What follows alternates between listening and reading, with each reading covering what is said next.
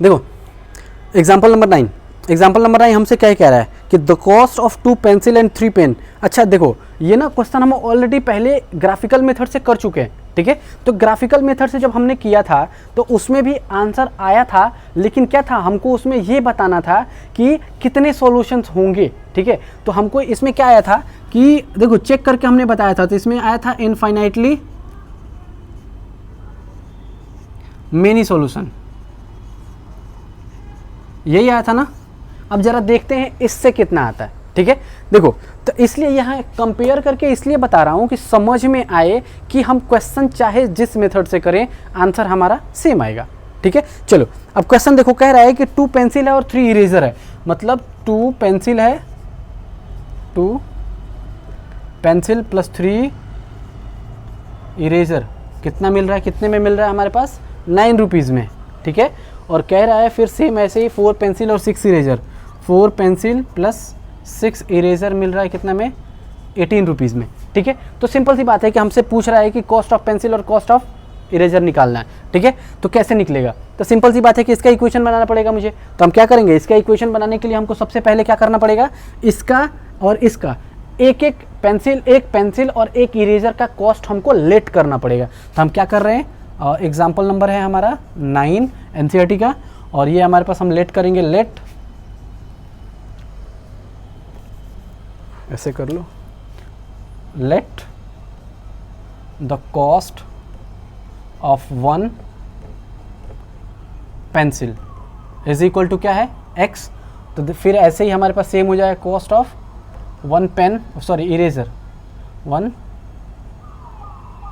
Eraser is equal to y, ठीक है। तो सिंपल सा देखो जरा, हमारे पास एक पेंसिल का अमाउंट है हमारे पास कितना x रुपीज़, तो हमारे पास कितने पेंसिल है, हमारे पास 2 पेंसिल है, तो 2x प्लस का 3y इज इक्वल टू 9, ऐसे ही होगा। तो हमारे पास इक्वेशन जो बन के आएगा वो इक्वेशन क्या बन के आएगा, इस वाले के लिए आएगा पहला इक्वेशन 2x प्लस का 3y इज इक्वल टू 9, और दूसरे वाले का इक्वेशन बन के आएगा 4x प्लस का 6y इज इक्वल टू 18, ठीक है। अब चलो इसको हटा दो फिलहाल अभी यहाँ से, ठीक है। अब देखो यहाँ पे पहला इक्वेशन हमारा ये हो गया, दूसरा इक्वेशन हमारा ये हो गया। तो सिंपल सा हम क्या करेंगे, अब स्टेप हम नहीं लिखेंगे, ठीक है। स्टेप आपको लिखना होगा तो आप लिख लेना, हम समझा चुके हैं कि कैसे लिखना है, ठीक है। तो सबसे पहले हम क्या करेंगे,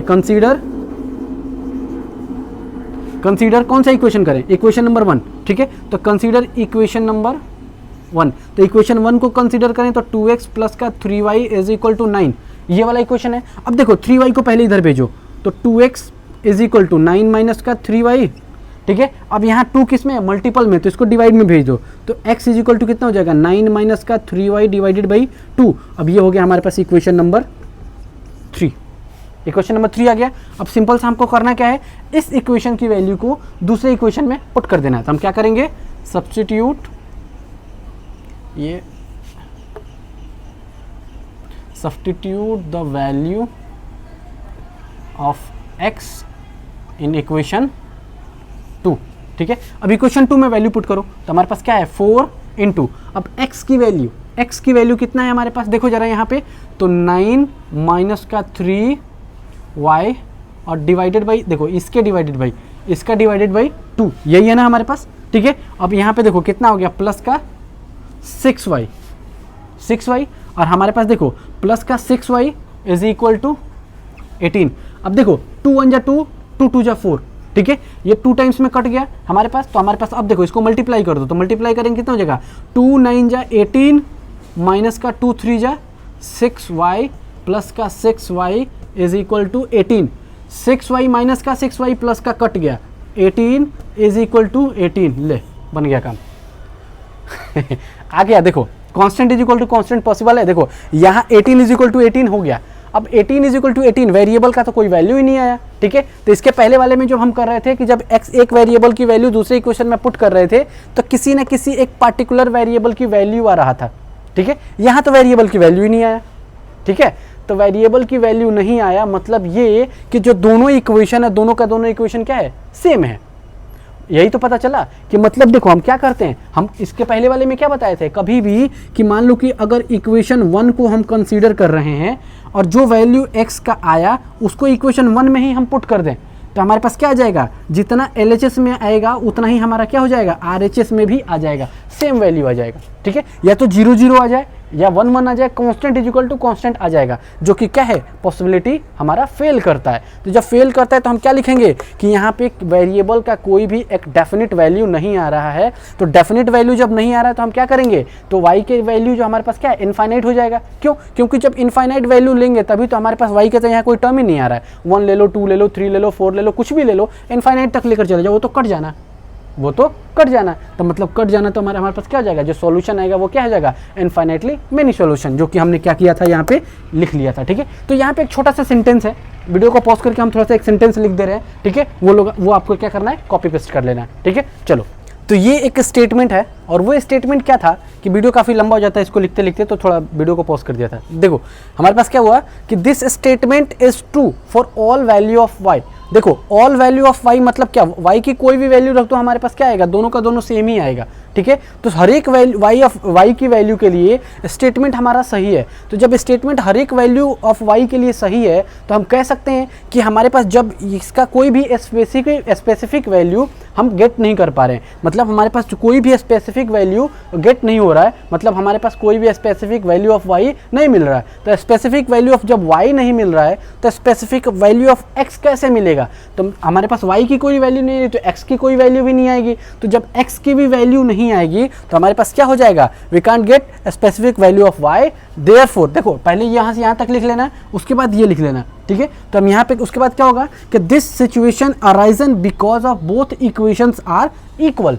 अब ये सिचुएशन ऐसा क्यों हो रहा है, क्योंकि दोनों का दोनों इक्वेशन क्या हो रहा है, हमारा इक्वल है। जब दोनों का दोनों सिचुएशन इक्वल होता है, इक्वेशन इक्वल होता है, तो हम क्या कहते हैं कि जब दोनों इक्वेशन इक्वल होता है तो a1/a2 b1/b2 c1/c2 तीनों इक्वल हो जाता है। जब तीनों इक्वल हो जाता है तो हम क्या कहते हैं कि इनफाइनाइटली मेनी सॉल्यूशन होता है। Therefore this given equation have infinitely many solution, और ये हो जाएगा हमारा पूरा का पूरा आंसर। अब देखो एक और बात यहाँ दिखा देता हूँ कि दोनों इक्वेशन, अब बस इतना लिख लेना, उसके बाद कुछ भी नहीं लिखना आप लोगों को। ठीक है, बाकी मैं समझाने के लिए कर रहा हूँ। देखो यहाँ से थोड़ा सा हटा रहा हूँ। देखो यहाँ पे हमारे पास क्या है, पहला इक्वेशन 2x + 3y = 9 है। इसमें से अगर 2 कॉमन कर लो इस वाले में से तो क्या हो जाएगा, 2x + 3y = 18 है। 2 यहाँ किस में, मल्टीप्लाई में, इधर भेज दो। 2x + 3y = 18/2, 2 × 2 2 9 18, तो 2x + 3y = 9। अब जरा देखो जरा यहाँ पे ये दोनों इक्वेशन क्या है, सेम ही तो है। समझ में आया, दोनों इक्वेशन सेम है, इसलिए हमारे पास क्या हो रहा है कि दोनों का दोनों जो इक्वेशन का सॉल्यूशन आएगा वो क्या आएगा, इनफाइनाइटली मेनी सॉल्यूशन। मतलब हमारे पास कहने का मतलब यही है कि x का और y का इनफाइनाइट सॉल्यूशन आएगा। क्यों, क्योंकि जब दोनों का ग्राफ जो बनेगा कुछ ऐसा ही ग्राफ बनेगा, दोनों का दोनों क्या करेगा, एक दूसरे को कॉन्साइड करेगा।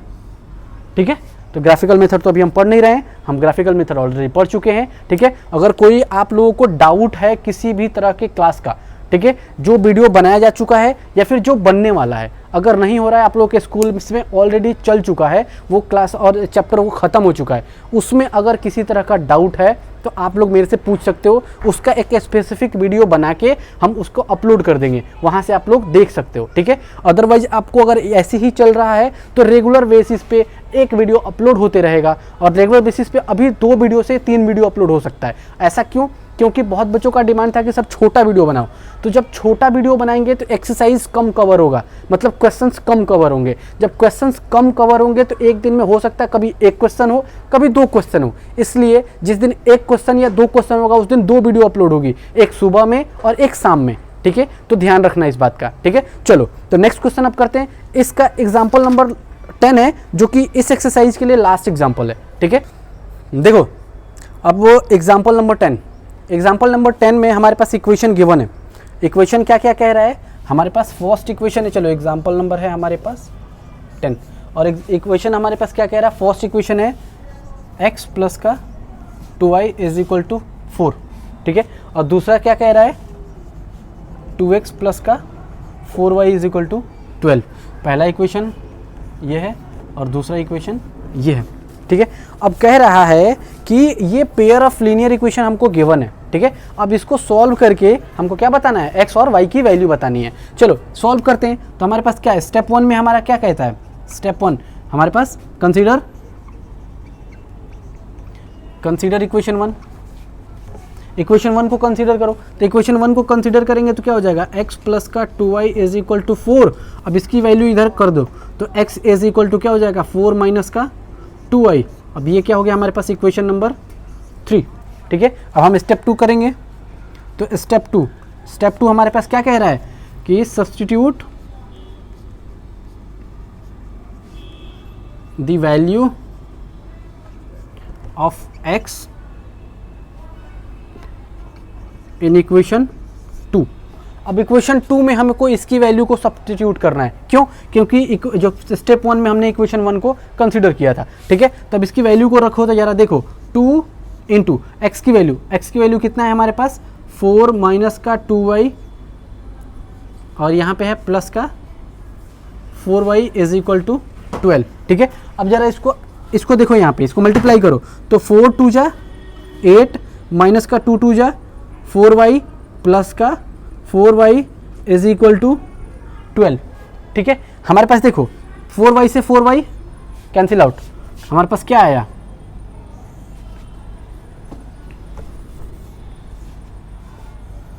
देखो यहाँ पे आया 8 इज इक्वल टू 12। अब इसको उधर भेज दो या फिर इसी को इधर भेज दो। तो हम क्या कर रहे हैं, 8 माइनस का 12 इज इक्वल टू 0 माइनस का 4 इज इक्वल टू 0।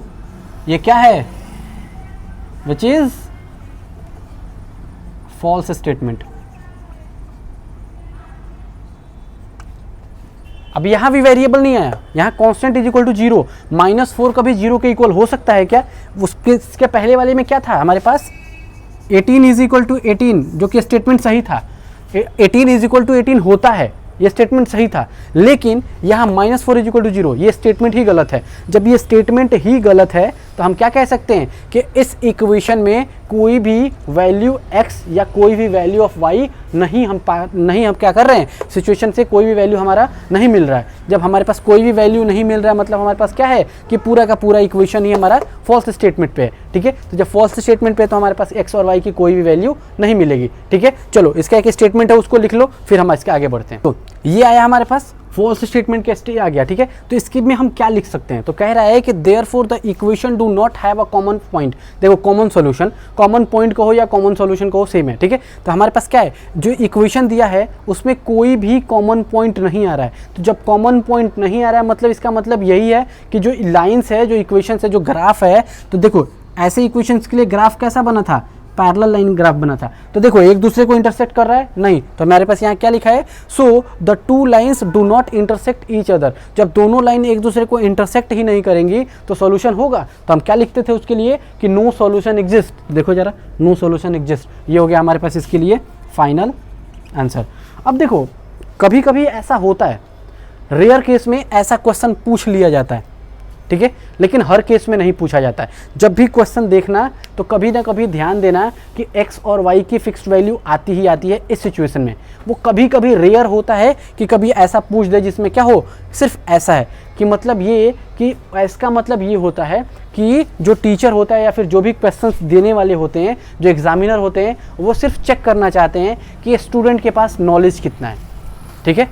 नॉलेज तो चलो मान लिया कि इसको सॉल्व करना आता है, क्वेश्चन को सॉल्व करना बच्चों को आता है, वो हर कोई लगभग कर लेता है, लेकिन बेसिक नॉलेज कितना है किसी स्टूडेंट के पास वो ये डिफाइन करता है कि अगर हमको यही ऐसा कुछ आ गया तो वो क्या करेंगे, तो y इज इक्वल टू कुछ और वैल्यू रख के इसकी ज़बरदस्ती वैल्यू ले आएंगे, ठीक है, जो कि गलत होगा, ठीक है। तो ये फॉल्स स्टेटमेंट मतलब नो सॉल्यूशन, ठीक है। और हमारे पास दोनों इक्वल आ जाएगा मतलब क्या, इन्फिनिटली मेनी सॉल्यूशन। और जब इंटरसेक्ट करेंगे तो हमारे पास सॉल्यूशन क्या होता है, एक यूनिक सॉल्यूशन मिलता ही मिलता है। तो उस केस के लिए हमारे पास क्या होता है, 3 केस हो गए हमारे पास। कौन कौन सा, देखो ग्राफिकल में भी हमने 3 पढ़ा था, क्या कि जब दो लाइन एक दूसरे को क्या कर रही है, इंटरसेक्ट कर रही है, या फिर दूसरा क्या था, एक दूसरे को कॉन्साइड कर रही है, और तीसरा क्या था हमारे पास, एक दूसरे के पैरेलल। तो तीन क्वेश्चन पढ़े अभी। पहला क्वेश्चन था इस पे, दूसरा था इस पे, तीसरा था इस पे, तीनों का तीनों हो गया, तीनों का तीनों कवर हो गया, ठीक है। चलो तो इंट्रोडक्शन का वीडियो यहीं ख़त्म करते हैं।